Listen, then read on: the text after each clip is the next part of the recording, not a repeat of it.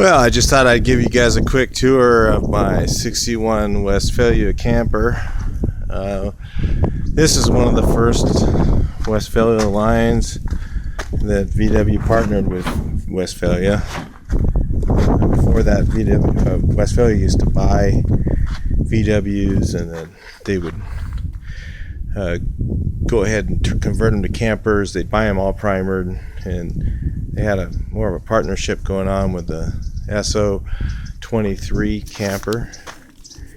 So I'm going to give you guys a quick tour where I'm at on it. Of course, it's filthy, but it does run. The motor's in it. The wiring isn't really, just kind of dangling there, but it's all kind of there. It looks like it's about ready to start painting. I got some stuff to do on the inside. There's some rust down in there that's got to get fixed up and treated. And then the floors have been done. The floor edges, the center of the floor was okay.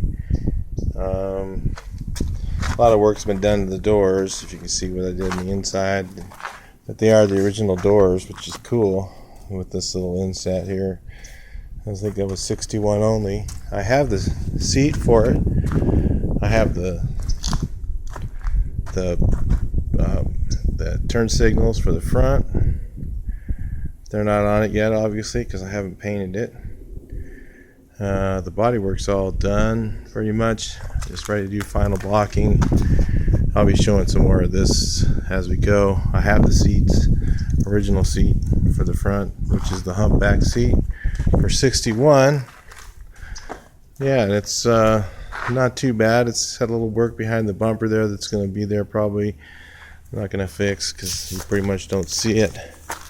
We're not going for show quality. I don't do show quality anymore. I used to when I was younger. But we got so many years left on this earth, so putting all my time into one of these things would just be a disservice. So anyway, yeah, I gotta find that thing.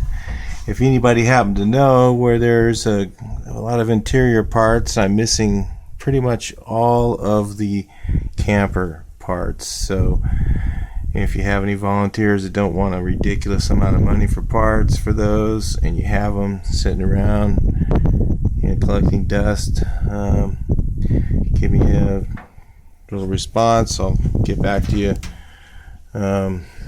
There's the hatch. I have it. I have the hatch bolts. I don't have the hatch latch. I have all the aluminum trim for around there. Obviously you can see those lights. I can get I'm going to get the repop, the interior lights. I'm going to get the repop covers for those. They make those real nice. Got a few holes to fix. Got some sanding to do inside. Got some primering to do inside. Got front and rear bumpers. Front ones, so the rear one's already painted. We got the water tank, which is cool. This one came with a water tank, which they didn't all come with that. And I've got, it's not too bad. I had to do some work to the bottom of the doors. It's all grafted in. Of course, I didn't do videos on this one. It was kind of a weird time when I was doing this. I kind of stopped working on this and worked on some bugs for a while. I'm going to be working on this again here pretty soon. Just wanted to give you guys, YouTubers, a quick look at what's going on here. Did these door bottoms, Gerson metal. They work good now. Got all this replaced. Some of this work was done before I got the bus. This was all replaced. They put this in, and then I had to tuck the metal behind it, so I still got to do some grinding back there, over there. The bulkhead should have been fixed before you work on the floors, but somebody didn't get the memo on that. So I don't know what that bracket's for, but it's probably for the cabinet, which I don't have. I'm going to actually repop the wood. I'm actually going to make the interior, if I can, if I can't find original stuff, which I don't really care if I have the original, I'll actually go ahead and make it more functional, but make it look original. I'm not gonna put an ice box over there. I'm gonna put in something that's a refrigerator that looks like the ice box and has a wood door, just like the ice box did. But I want it to be more functional because I'm actually going to do a trip on this, and we're going to do some videos while I'm out on the road. Kind of fun trip. You guys will want to definitely subscribe so you can see what's going on when that happens, because it's going to be a really fun time. We're going to go meet a lot of people and hang out and camp and do some cool things.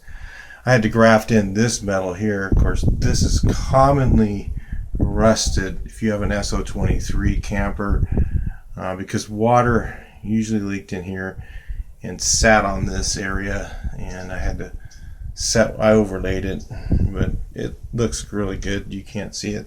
Engine compartment's done, engine's in it, it's running. Here's the sealing wax red. Got some jam paint going on. Engine's in it.